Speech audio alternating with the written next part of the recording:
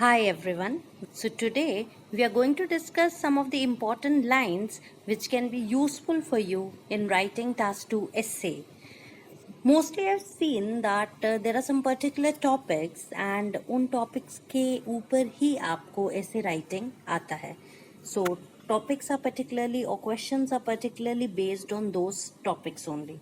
So similarly I've chosen some topics which can be fruitful for you and it will save your time of starting introduction. Some of you normally ask me that how to write or how to begin a topic on technology or mobile or government. So these kind of lines are definitely going to be helpful for you in order to save your time. So let's see. So this is the line. Yeah, our topic is internet or mobile here, and these are some of the lines which are based on internet or mobile.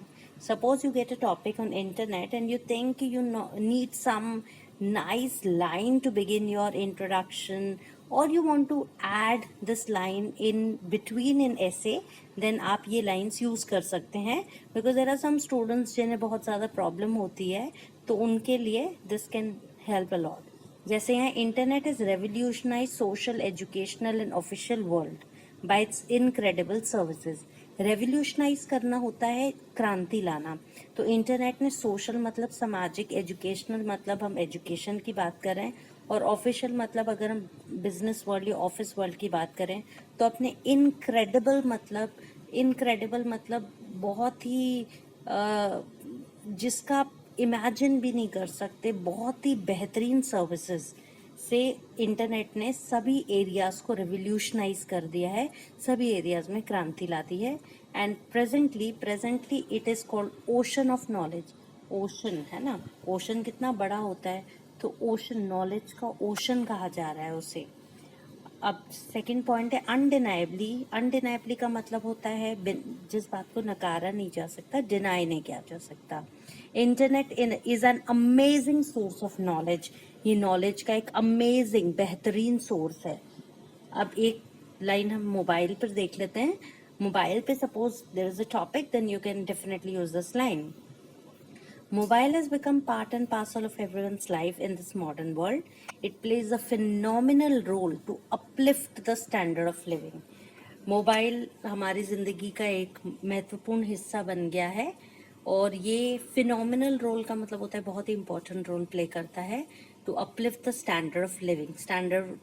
Standard of living को uplift मतलब ऊपर उठाने में ये एक बेहतरीन role play करता है. The superior impression of electronic devices on human life is commendable. ये इलेक्ट्रॉनिक डिवाइसेस ही हैं, इंटरनेट, मोबाइल, तो हम ये बोल रहे हैं कि इनका जो इम्प्रेशन है, एक छाप है ह्यूमन लाइफ पर, वो कमेंडेबल है. कमेंडेबल मतलब तारीफ के योग्य, क्योंकि जो ये इलेक्ट्रॉनिक डिवाइसेस हैं, ऑफ कोर्स अगर हम इन्हें पॉजिटिवली यूज़ करें तो they are a wonder of science and they've really made a life comfortable and easier. तो आपको जब भी लगे कि you can fit in this line in any topic, of course don't think that these lines can only give you good marks. Definitely you need to have some views, but बीच में या intro starting में या conclusion starting में these lines can help you a lot. So let's move ahead. So these lines are on technology. Human lifestyle is pampered in the lap of technology. Human life pamper करना होता है बड़ा प्यार, जैसे mother अपने बच्चे को बहुत पैम्पर करती है, लाड करती है. तो आजकल human lifestyle, technology human lifestyle या ह्यूमन की लाइफ को बहुत ज़्यादा पैम्पर कर रही है. मतलब जैसे मदर कोशिश करती है कि वो बच्चे को बहुत कंफर्ट प्रोवाइड करे, वैसे technology is providing that comfort to the lap, मतलब गोद होती है ना. हावेवर इसका जो इस पर ओवर रिलायंस, रिलाई करना मतलब निर्भर होना, अगर हम उस पर ज़रूरत से ज़्यादा निर्भर हैं तो वो डेंजर से बाहर होना नहीं होगा. मतलब इस पर अगर हम ओवर रिलाई करते हैं तो ये खतरे के बाहर नहीं कहलाएगा, मतलब हम खतरे में हैं. Lifestyle has undergone dramatic changes. जो लाइफस्टाइल है उसने एक ड्रामेटिक मतलब बहुत बड़ा बदलाव, अंडरगॉन मतलब से गुजरना. तो हमारी लाइफस्टाइल एक बहुत बड़े चेंज से, ड्रामेटिक चेंज से गुजरी है over couple of decades due to technology. Technology की वजह से हमारी ज़िंदगी में एक ड्रामेटिक बदलाव आया है, एक बहुत बड़ा बदलाव आया है। कॉरपोरेट वर्ल्ड, ये जो हमारी ऑर्गेनाइजेशंस है, कंपनीज हैं, ये कॉर्पोरेट वर्ल्ड कहलाता है, इस प्रोग्रेसिंग ट्रिमेंडसली, प्रोग्रेस करना मतलब आगे बढ़ना, ट्रिमेंडसली मतलब बहुत तेजी से, since the technology has shown it's appearance in business sector. इसका मतलब है जब से टेक्नोलॉजी बिजनेस सेक्टर में आई है, ये जो कॉर्पोरेट वर्ल्ड है, हम इसे बिजनेस वर्ल्ड भी कह सकते हैं, वो काफी तेजी से बढ़ रहा है। तो अगर कोई भी टॉपिक टेक्नोलॉजी और ऑफिस से रिलेटेड आ जाए कि टेक्नोलॉजी की वजह से office life, office work easy हो गया है, तो this line can be fitted there, you can fit in that line there. और अगर आपको ये बोलना है कि हमारी लाइफस्टाइल में टेक्नोलॉजी ने बहुत बड़ा बदलाव ला दिया है, तो आपकी लाइफस्टाइल, आपकी नॉर्मल लाइफ, ये जो ट्रांसपोर्ट सिस्टम है, आना जाना सब इजी हो गया है, there you can use this line. I have some more lines for technology. The whole world is progressing tremendously since technology has appeared in this high-tech era.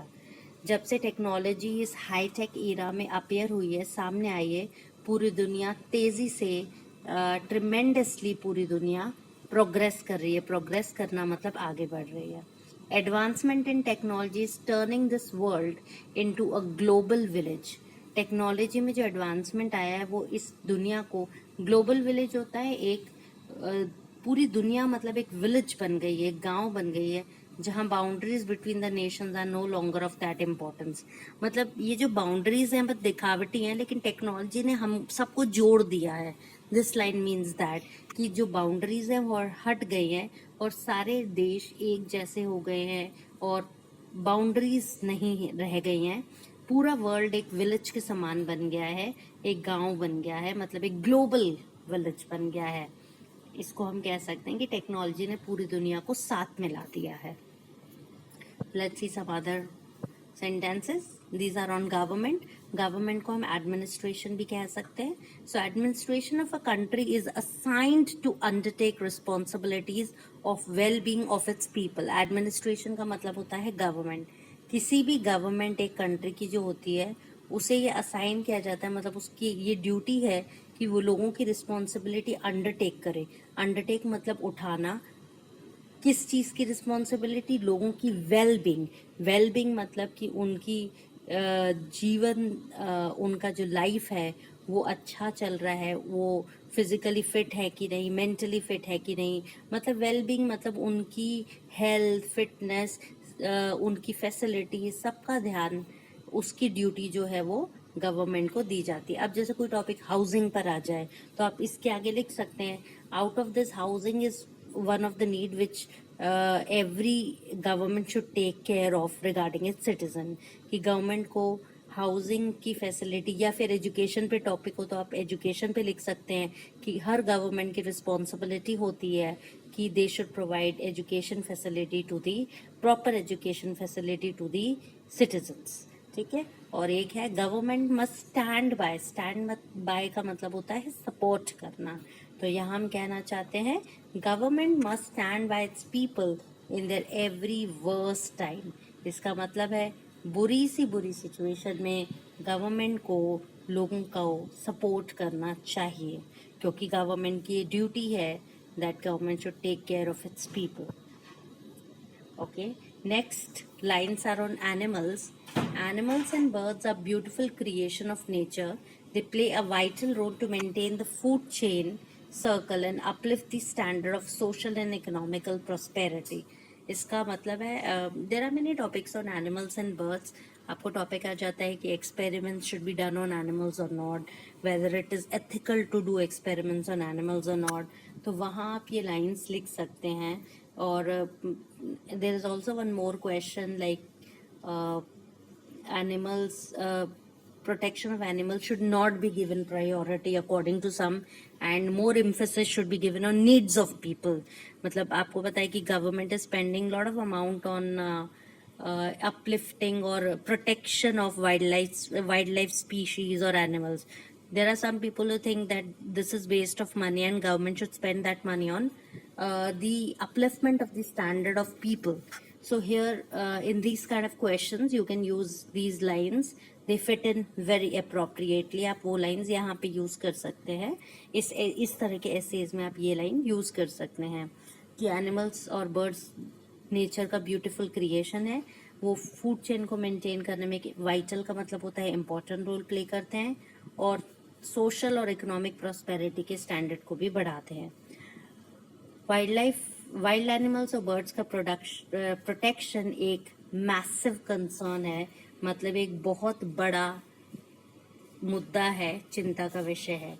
It is rightly said that importance of something is realized in its absence. ये conclusion में अच्छा लग सकता है line जब topic उस पर हो कि एनिमल्स शुड बी सेव्ड और नॉट. तो यहाँ हम ये लाइन फिट कर सकते हैं कि ये सही कहा गया है कि किसी चीज़ की इम्पोर्टेंस तब उसके गैर मौजूदगी में, व्हेन वो चीज़ नहीं होती तब हमें उस चीज़ का इम्पोर्टेंस पता चलता है. इसलिए thus most of the nations are giving their best for healthy animal survival. इसलिए बहुत सारे नेशंस बहुत कोशिश कर रहे हैं कि एनिमल्स सर्वाइव कर जाए. इसलिए you can see that wild life protection acts बन रही हैं. वाइल्ड लाइफ प्रोटेक्शन पे a lot of things are being done by the government. So these lines are really very appropriate for topics related to animals. I hope these are clear to you. So definitely try to use these lines in your writing whenever you have topics related to that. More such lines will be shared in the upcoming videos. Till then, thank you. Have a nice day. Happy learning. Bye-bye.